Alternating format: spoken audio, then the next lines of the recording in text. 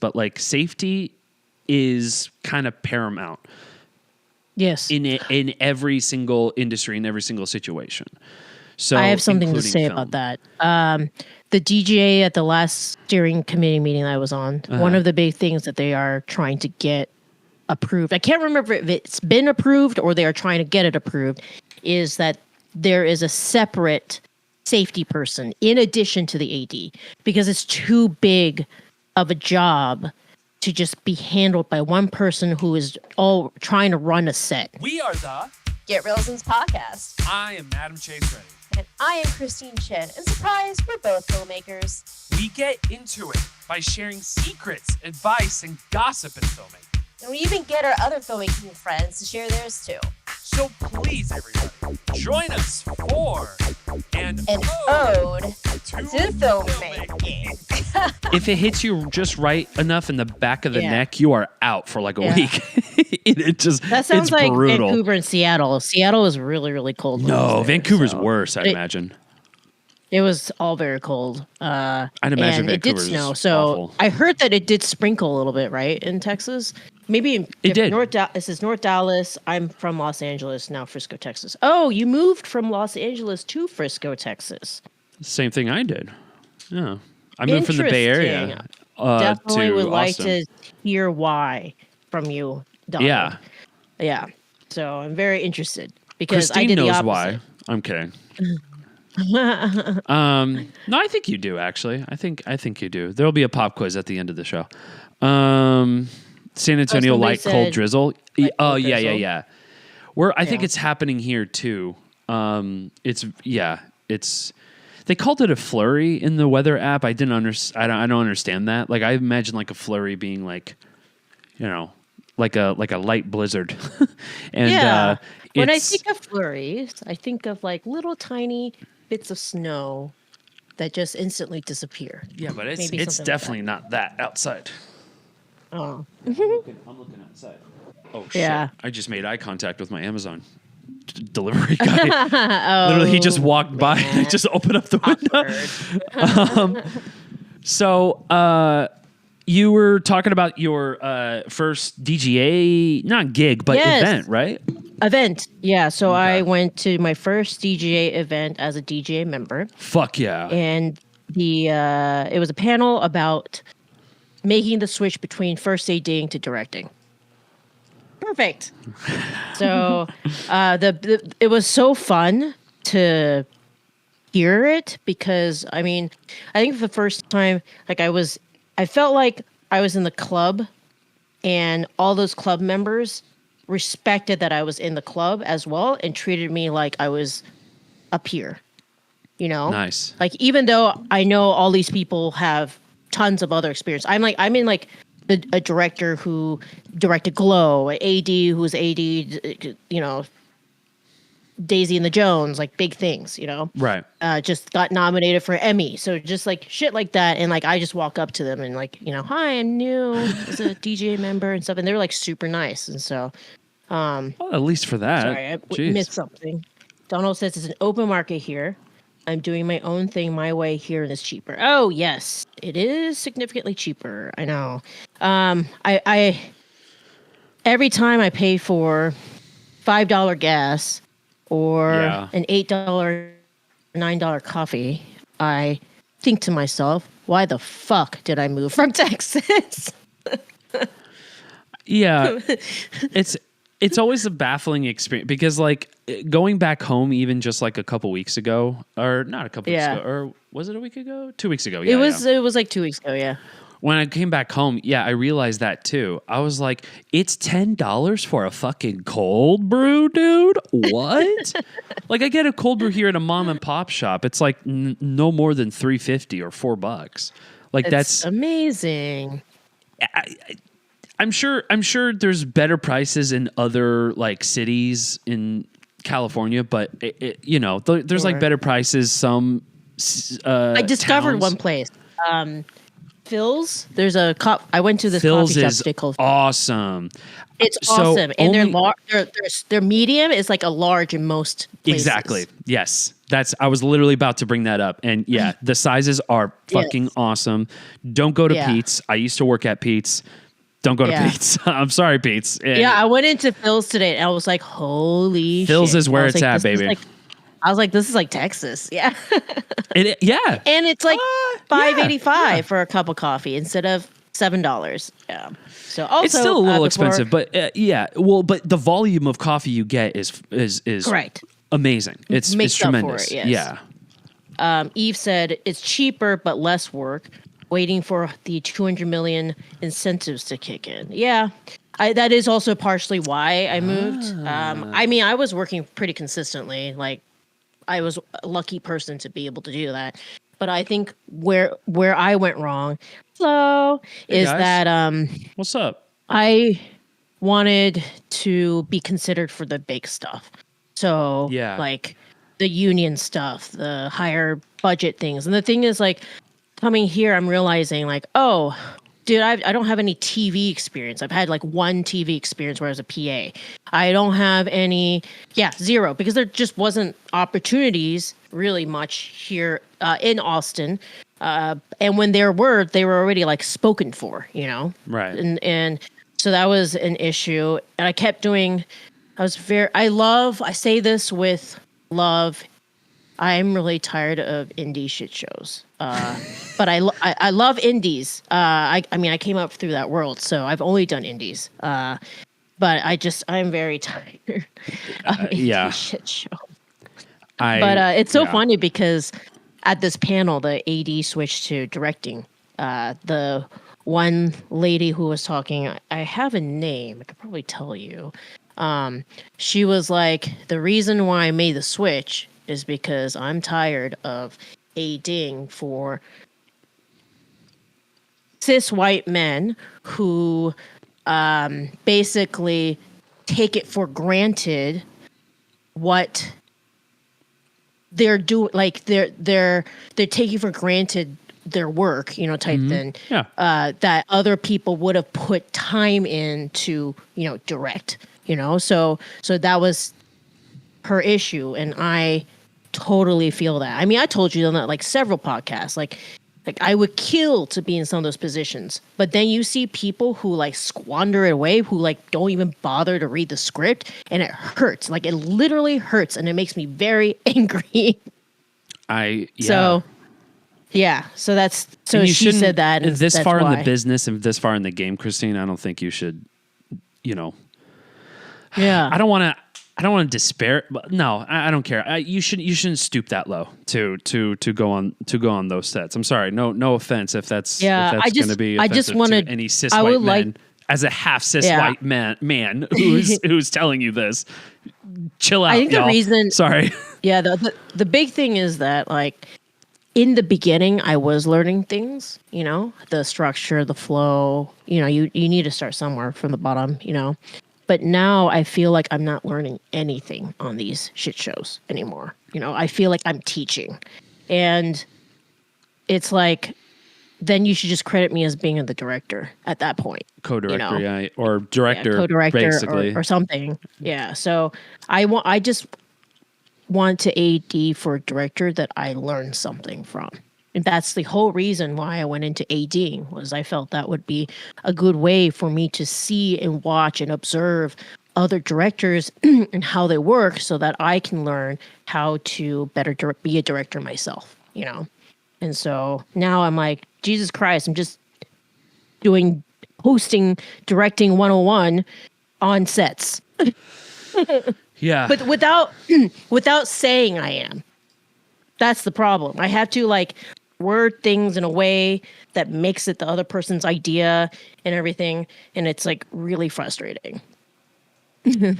Well, So, not only that's see. frustrating, but that's like you're just slowing everything down, and what you're doing down, especially like for those who are new here, welcome. Thank you so much for joining us. But for those who aren't aware, like being a first AD like on a film set requires like 100% of your attention. So to do that while being creative is basically impossible. And Christine can do that so hard. at grace, because I've seen her, do that in many sets that we worked on together. You've said best route to directing is script supervising. I don't know. A lot of people have told me when it's TV, the best route is through first assistant directing. So, but it's probably different for a TV versus feature film. So Probably.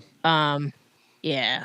So, but no, it is a pain in the arsehole to be able to keep doing that. So we'll see. I mean, at this moment, I still question everything about why I moved to LA. Donald said, I like shooting on Super 8 film here still. I have a car documentary in post that I did in Los Angeles. Very cool. Yeah. Yeah, it's like getting permits and shit in LA is also a whole thing. It's just there's just a million obstacles to do anything in Los Angeles.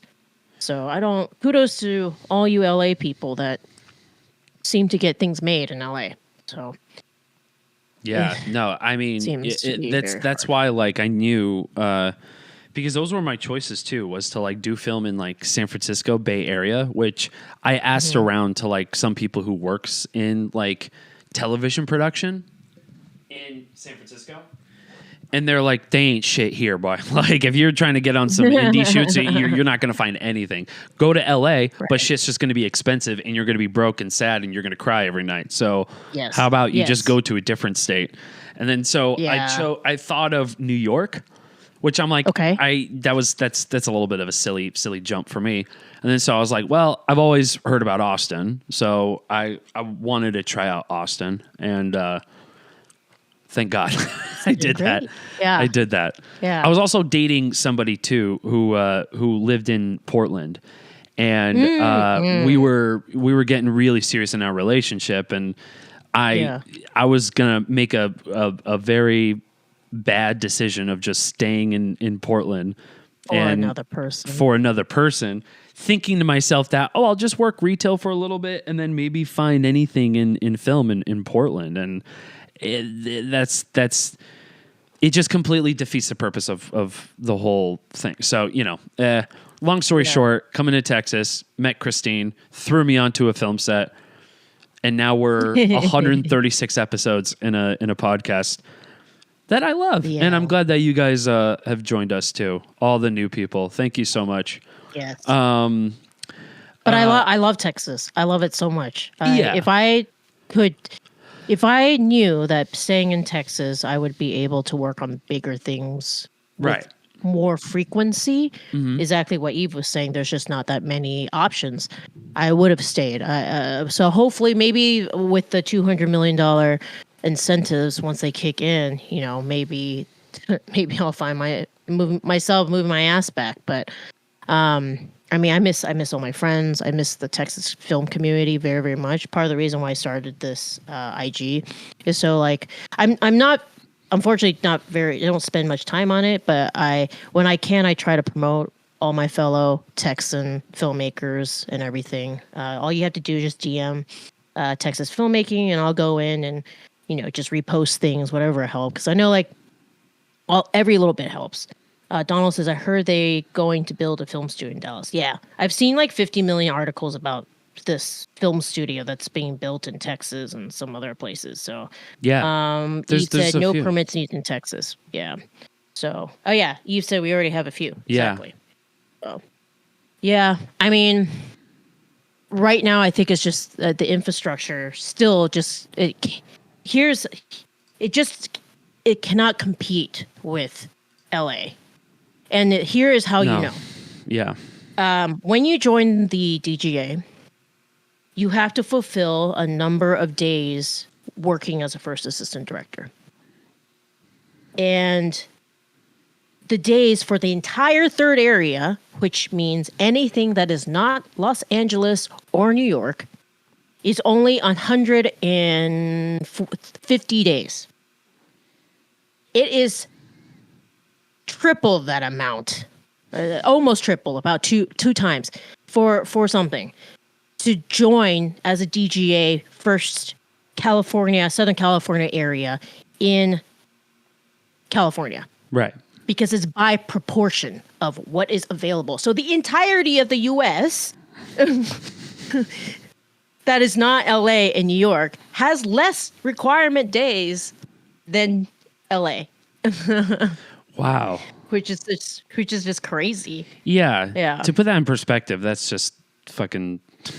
Yeah. So that just Wow. shows you like what the comparison is. And I have noticed this. You can't go anywhere in LA without hearing something about film.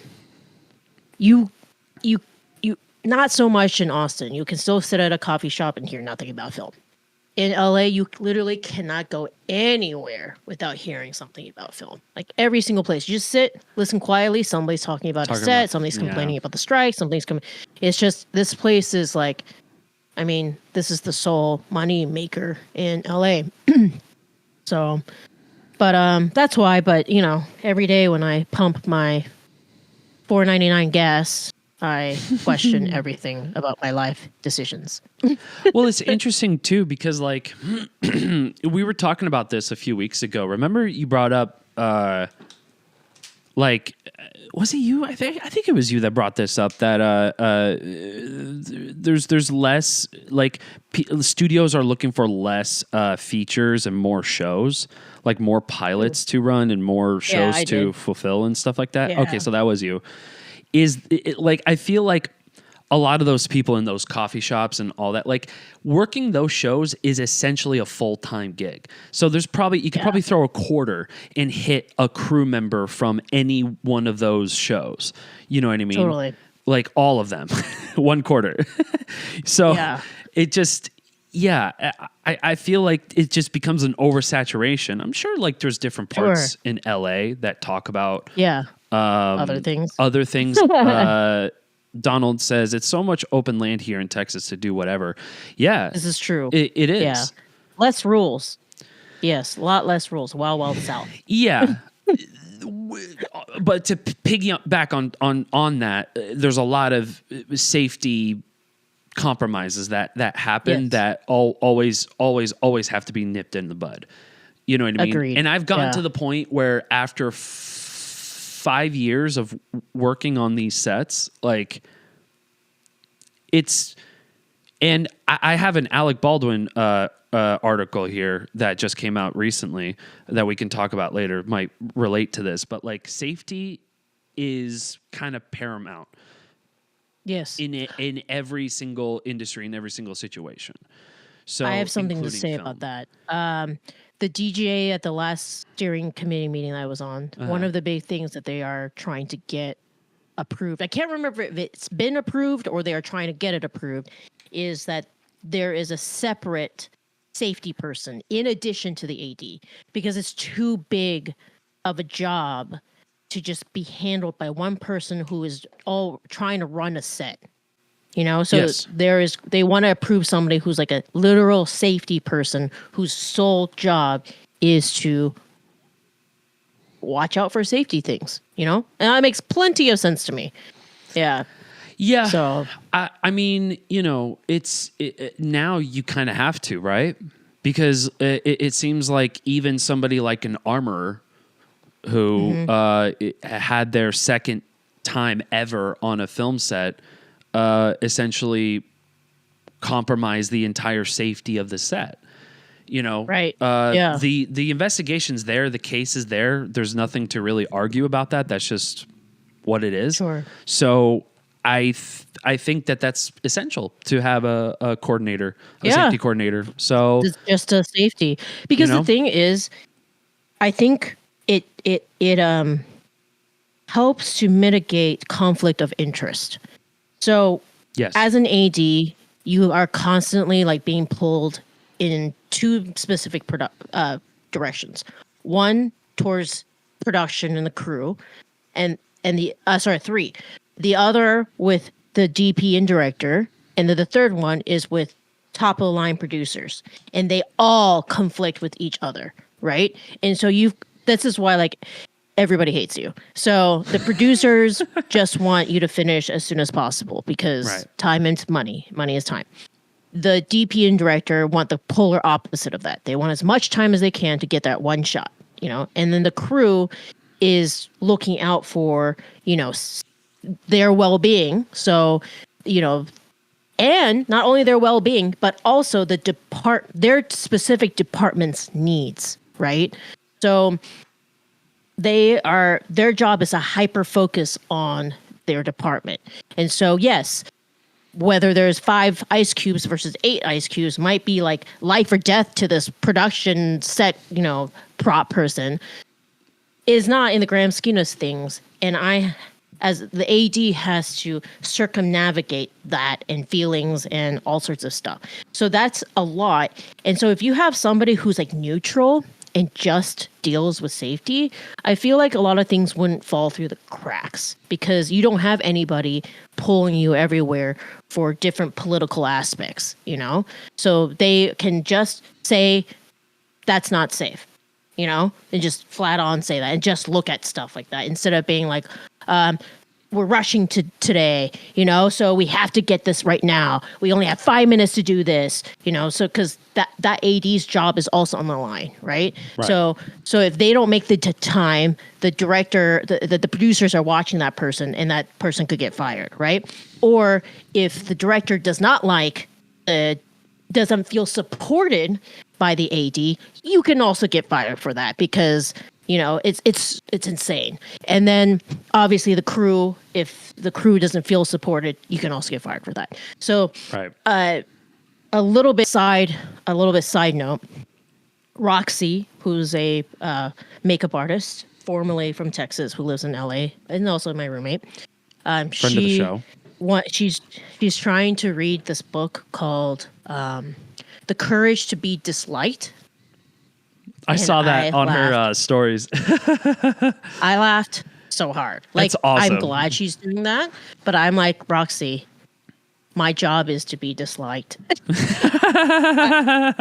it comes with the territory. I don't try to be disliked, but like by default, if I'm not doing my job properly, like somebody is going to dislike me at some point. Is it forever? No. But in that moment, they're going to be mad that we can't do another take, or we got to move on and we cannot keep drawing whatever needs to be in the frame, or like, sorry, we are going to go over, so you're going to have to spend money on overtime. So it's like there's just no win at all. Yeah. But probably not just only directors. There's probably other positions in the production that are to get frustrated. Producers, maybe clients too, who you're, whatever commercial you're working on. Commercials, yes. I mean, I've seen that. Game. Oh man, I've seen screaming fests between first ADs and clients. Yeah, because I haven't had this experience where I screamed at a client, but I really wanted to. Oh yeah. But you just get silent and you have like silent rage. Like you just I have silent rage. The problem is people who know me can feel it. Yes, and I do. They can. And I feel like I have a poker face, but everybody who knows me is like, no, fuck no. Like we can read on your face when you are significantly frustrated and annoyed, even though it comes out super nicely. Yeah. Well, that's the thing. It's like you do have a subtlety where you are angry, but it not in the way that completely derails the task at hand, your job. Yeah. You know what I mean? Because like you still remain your cool, but deep down inside, you're like, I am like 3 seconds away from grabbing a sandbag and just wailing and you. Tossing it. Yeah. I've had to, on this last commercial that I did, like, I think we readjusted the folds of some background, like, for the 50 millionth time, like a fold, like a little crease in the thing. And I was just going to lose my mind. I'm like, you know what? Like, was that an art thing? Yeah. The client, though. The client was the one. Right. Okay. Yeah. Who kept being like, hey, can we go for another one? Because, like, There's a Oh, my slight God. fold on the far right. And we're like, are you fucking kidding I'd me? love to be a fly on the wall in the art department and just hearing them just be like, did this Yeah. bitch just fucking say, we got to fix the crease in this? I'm going to throw Yeah. the steamer at Yeah. their faces. Exactly. So there's just like, and there's just so much politics when it comes to that. And then like having to walk people off the ledge who are like, I'm going to quit because the client sucks. Like, I've had to do that many times. Yeah. Like, I have been like, hey, your work is amazing. I'm sorry the client doesn't see this and wants to redo every design that you've done on the fly. But what can we do to speed this up and be up and running in 15 minutes? Yeah, it's funny when this was the last commercial and somebody was like, okay, so I'm interested in hearing what people think about this, but I'm not a fan of, I guess they're called hourlies. So they're very common here in LA, and it's because like AFI teaches you to do those. So the hourly is where they write like from 9 a.m. to 10 a.m. We're going to allot 45 minutes, and it's going to be this scene. The next scene, we're going to allot an hour and 20 minutes for this scene. The reason I think it's a good exercise to do. The reason why I have an issue with it is because some people take it like super literal. So then I'm adjusting this hourly by like minutes. Like, hey, I don't really believe that the talent is going to take an hour to change. Can we make it 13 minutes? I'm like, and I had to explain, I have to pad these times. I'm putting in the worst case scenarios so that we won't go over, like and 13 minutes is outrageous. Yeah. Because that's if every single person perfectly does everything. But when on set, do things happen perfectly? Never, especially Never. when you have talent, because one of them is going to receive a phone call and then be like, oh shit, I'm just going to walk off somewhere and not tell anyone and take this phone call. Somebody's going to be hungry and then they're going to walk up somewhere and not tell you. And then maybe there's one bathroom. So they're all going to take turns to change. So it's not going to take exactly 13 minutes for all the talent, 4 of them to get ready. And I have to explain this to the client, being like, hey, it's not possible. Yeah. So that's not. why I don't believe in hourlies, or at least giving those. I believe in doing, it's like a shot list. Yeah. It's good to do it so that you have it in your head, in your mind, Yes. and you've worked through it. But it's a guideline, Well, right. I mean, how many times have you gone on set and like within 2 scenes, like you've ripped up the shot list? Yes, Yeah. almost every single time. But yeah, well, it goes even the same for like call sheets too. That's why like I feel like call sheets is like the best way of just like hammering out. Okay, this is my day. We got to nail these things. Like this is just what it is. Eve is right. Yes. Shot lists are trash within an hour. Crash Absolutely within money. an hour, exactly. But like I do believe you need to do them And for Donald, yourself. right? Yes, exactly. You have to do it for yourself, but it sucks when you show up and the shot lists are just kind of thrown out the window when you're just like, oh, okay, so I just basically wipe my ass with this call sheet. Nice, cool. That's awesome. I love that. But Donald brought up a really, really good point. Time is money. So the thing of it is like what you said, right? It's like if everybody in the hourly just like works perfectly in succinct, amazing, none of the talent is doing any shenanigans, just like we're all focused and shit. Sans ADHD. But that's the thing though. You have to do it in speed. Like you have to do it fucking lightning fast. Like that's just, there's no way you can get through it's any like day. robots, maybe. Like if we're robots. Sure. Yeah. But the thing is, what I'm bulletproofing for is human error. Yeah, Humans. exactly. And humans in general. I have gotten so good that I can time out people's poops, like literally.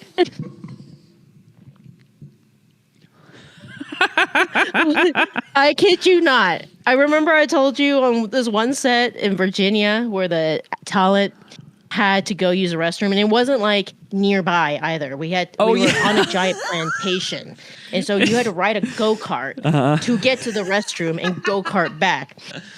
And he's like, I'm gonna use the restroom. I'm like, great. And then like after like a few, I'm like, he's probably done. And I send PA to go pick him up. He said he stepped out the door and the PA arrived. And he goes, how the fuck did you do that? That's what's up. Out of the porta potty. I was up. like, yes. But that's what a good AD does, is like they anticipate these things. I anticipate, okay, like to details. Oh, we ate lasagna.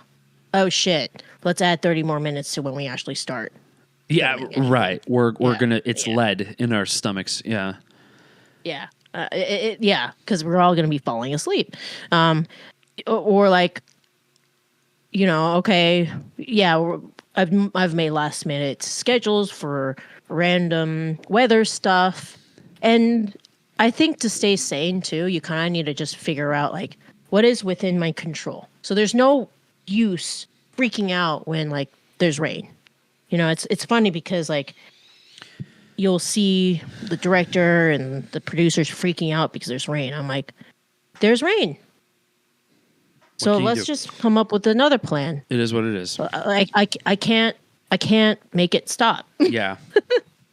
Right. I can't. Yeah. So let's just figure it out, But that's the thing. It's like everything needs to be considered. Yeah, Donald said the team has to care first of all and be in sync. Yeah, but that's the thing. You have to be all in sync, and for everybody to ride the same wavelength is fucking impossible. It's like it's not impossible. It's just very rare. It's extremely rare. Well, I mean, yeah. As rare as like 100%ing unicorn. Yeah, exactly. Or it's unicorn. It's very, very rare. You'll get that, and the thing is, you'll get that one set where like you just feel like you're in sync with everybody, and like everybody's just like super fucking happy, and like, but then you're like making a shit film. Like it's right. It's so funny. Yeah, it's yeah. Some of the best films have the worst like environments to work on. How many people? I have a friend. I think we talked about this in a previous podcast, but one of our guests, he works as a special effects person on Game of Thrones, and he said it was the worst thing ever. Like, because he was doing Winterfell, and they were doing all overnights in the snow. The worst. Yeah, they made the Guinness World Book of Records at that point for most overnights. That's so shit. I think it was 40 days or something stupid. Stop. Okay, yeah, that would drive me nuts. That would be I would go insane. That's crazy. Yeah, I didn't think about that, but yeah, that's a lot of. It's mostly exterior nights. Yeah. In that fucking place. I was hoping I could find the number of days and stuff like that. Before I forget, wait, I'm going to read what Eve said. She said, "Go grant me the serenity." Yes. Yeah. Please. I wanted to mention that our girl Roxy is working on like a huge film right now. Huge. Really? Hell yeah, dude. Yes. So you shouldn't I can't probably say what. Don't. I can't say what it is, but it's got like a major A-listers like Keanu Reeves. Really? Yeah. Really? Okay. I know. I'm so proud of her. I'm really proud of that. Is fucking amazing. I know. It's so cool. That is so rad. Yeah, she's, super, so super that's cool. the thing. It's like, so this is what I want to bring up. Actually, this is a good thing to ask. Like, I know, like people for Roxy, right? Like somebody who is in makeup and even worked in Universal Horror Nights, and had so many like I think like even commercial gigs too, like really high like good like high production commercial gigs. Like it feels like LA works for her. Like I feel like she's riding and thriving. Yeah. I know it's probably tough. She has her own set of problems, I'm sure. But she did tell me that it took some time for her to feel like she was getting it. Like she said, it took her at least 3 years to like feel like she was in stride, because she said like the first year she was just taking like shit jobs basically. And that's kind of like where I haven't taken I was about shit to say, jobs, you're on but, your like, way, Christine. Yeah. It says LA looking like the future. I really don't care about LA that much. Oh, IA. IA looking like our AI. I think you mean AI. Oh. AI looking like the future. I really don't care about AI. I think he's talking. I think Donald. Correct me if we're wrong. You're talking about artificial intelligence. Is that what you mean? AI, not IA. Probably. Wait, I'm pretty sure that's what it means. Yeah. Yeah. But for no. going back to Roxy though, like I feel like you're on your way there. 3 years, Christine. That's all it takes, I think. that's the formula. I hope. If not, I have a backup plan. I am going to move to Vancouver. Split time. I'm gonna split time, or maybe I'll just come back to Texas. I don't know. We'll see. Dude, I love can you Texas. imagine? You can make international connections at that point. You know what I'm saying? Yeah. Universal network. I mean, you already have that at this point. Donald says yes. So yeah. Okay. Yeah. Okay, no, yeah. I agree. I think. Yeah. Here's the thing, though. With let me write this down. Hold on. Just so we don't forget, because ADHD is Sure, it's real. Both of us is thriving in this podcast. But it's okay. The producer can keep notes on this shit. So yeah, AI is. I like real filmmaking. That's the thing. It's like AI right now is a data scraper, right? And what a data scraper is just like literally taking everything from the surface of what the internet is without having any intelligence of personality, human growth, interpreting, also creative. It does not have. You can take all of the Martin Scorsese films. You can take all of the Steven Spielberg films. You can take all of the Christopher Nolan films, put them in an AI database. You're not going to get a Christopher Nolan film. You are not going to get a Steven Spielberg film. And the reason for that is you're making a carbon copy of what has already existed and basically twisting it and yoinking it and taking those ideas for yourself. So if you're going to do that, that's not going to be original filmmaking. Now, Christopher Nolan does make himself. He does make original filmmaking. Whether or not you agree or disagree with what films are better or whatnot, that's the beauty of subjectivity. That's the beauty of why he makes these films. AI is just going to chop up the same shit all the time. You know what I mean? Do you want to have, amazing, incredible 9-course meal that's like a journey, or Chipotle?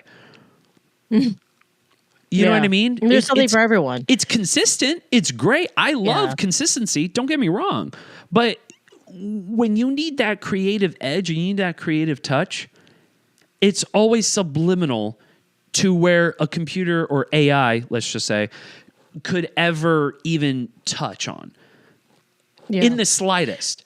Even scripts too. Like there was a video I saw on YouTube that said AI wrote a Quentin Tarantino script, and it's basically a copy of Pulp Fiction. It's basically like a mold of like a Pulp Fiction with like World War II espionage. So it's Inglourious Bastards with a lot of dialogue. Way more dialogue, which I thought was kind of funny. It's like making fun of Quentin, feel like this guy doesn't shut up, which I think is hilarious. But what be as it may, like I'm sure AI is going to have its usefulness for sure, and I think it's useful for writers and directors and anybody in production to have another separate entity to essentially like streamline or expedite anything you're trying to do. You know what I mean? So as a tool, fuck yeah. I think AI is sick. And I think you pinpoint the word tool. Yeah. AI is a tool. It's not to replace anything, and that's why there's the strikes, making sure that doesn't happen.